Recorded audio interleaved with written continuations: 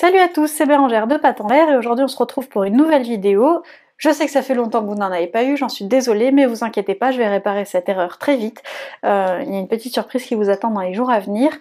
Du coup, on est dimanche, on se retrouve pour un Ask, c'est le Ask numéro 9, et cette semaine la question vient d'Alexandra Segui, ou Segui, je ne sais pas du tout, je suis désolée si j'écorche ton nom.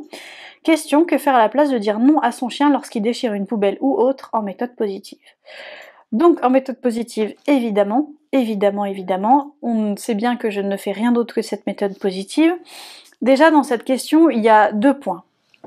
Il y a le premier point, le non, on me demande que faire à la place de dire non. Le non, on le conseille pas en méthode positive pour deux raisons. Parce que la première, c'est qu'on l'utilise pour tout et n'importe quoi. C'est un mot qui fait partie de votre langage de tous les jours et du coup qui n'est pas associé spécifiquement au chien.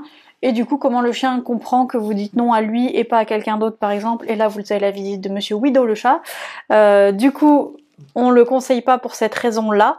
Et la deuxième que je mets plus en avant moi-même, pour ma part, je ne le conseille pas pour cette raison-là principalement, c'est que le non interdit, mais on ne remplace pas par quelque chose, il interdit juste, et du coup, est-ce qu'on apprend quelque chose au chien en disant non? Je n'en suis pas sûre. C'est pour ça que je préfère leur apprendre d'autres choses que l'utilisation de ce fameux non. Donc pour moi, déjà, le premier point, c'est le non, et le deuxième point, c'est le chien qui déchire la poubelle. Le chien qui déchire la poubelle, c'est donc un chien qui a tendance à détruire, mais ce qu'il faut savoir, c'est ce qu'il ne déchire que la poubelle, est-ce qu'il déchire en présence ou en l'absence de ses propriétaires, est-ce qu'il y a d'autres soucis de destruction derrière? Pour cela, je vais vous renvoyer directement à la vidéo que j'avais fait sur la chaîne. Je suis désolée si vous entendez Lana derrière, mais on vient de tourner, elle vient de faire ses soins d'hydrothérapie et on vient de tourner une vidéo ensemble. Donc du coup voilà, du coup elle a besoin de s'exprimer.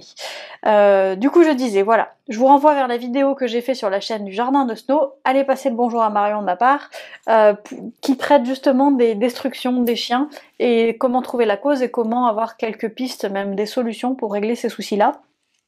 Du coup, je vous renvoie vers ça, parce que si vous ne traitez pas la cause principale des destructions, les destructions seront toujours là, même si on dit non, même si on hurle, même si on... voilà. Quoi qu'il en soit, les destructions sont là si on ne fait rien pour les empêcher.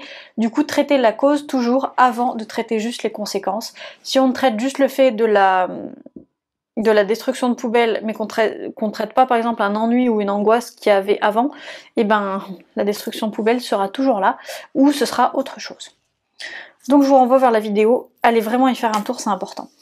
Et la solution que moi je mettrai en place en premier lieu en attendant de traiter la cause et dans le même temps où je traite la cause, c'est à l'apprentissage du tu laisses. Je vous avais fait une vidéo à ce sujet avec Lana, là aussi je vous renvoie vers cette vidéo, je vous mettrai tout ça en barre d'informations parce que vraiment le tu laisses, ça permet de faire comprendre au chien déjà que c'est pour lui.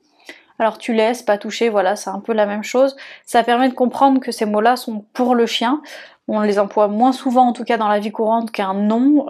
Surtout que le non, en général, il y a l'intimidation, il y a la grosse voix, les gros yeux avec. Et ça, vous savez très bien que moi, je n'y emploie pas. Mais du coup, c'est mes conseils de ce que j'appliquerai moi. Traiter l'ennui ou l'angoisse, traiter la cause qui fait que votre chien détruit, c'est vraiment à analyser, c'est vraiment à voir, parce que sinon on aura toujours cette destruction de poubelle, même si on lui apprend tu laisses, ou ce sera une autre destruction. Et le tu laisses, du coup j'en reviens, il lui permet au chien d'arrêter une action, mais il lui permet de faire autre chose. Non, ça va le stopper dans l'action, et vous avez un chien qui va se retrouver... voilà. Mais tu laisses, moi comme je l'apprends à mes chiennes et comme je vous l'ai appris dans la vidéo, ça permet au chien de se détourner de ce qu'il a envie de faire mais qui est interdit, mais il a le droit d'aller faire autre chose. Voilà. On lui fait juste comprendre que c'est ça qui est pas bien. Voilà. Pour ma part, après voilà, mes petits conseils, après ces petits conseils, j'espère qu'Alexandra ça t'aura aidé et que ça aura aidé aussi d'autres personnes.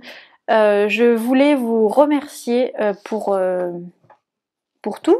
Voilà, pour votre soutien, vous êtes toujours là, on vous a présenté dernièrement Jérémy sur la chaîne et il a été super bien accueilli. Je vous ai présenté évidemment mon chéri, mais vous le connaissiez d'avant. Donc franchement, merci beaucoup d'être là, merci de votre soutien. On est 1140 et quelques à l'heure où je tourne cette vidéo et je trouve ça juste énorme. Donc c'est pour ça que je voulais vous remercier et voilà, je sais pas comment le faire autrement que de vous dire merci. Et puis, n'oubliez pas de vous abonner à la chaîne si ce n'est pas encore fait, à mettre un pouce en l'air si vous le voulez, si vous avez aimé le contenu. Et puis, moi je vous dis à très vite pour un petit truc que je vous prépare. À très vite. Et puis, salut!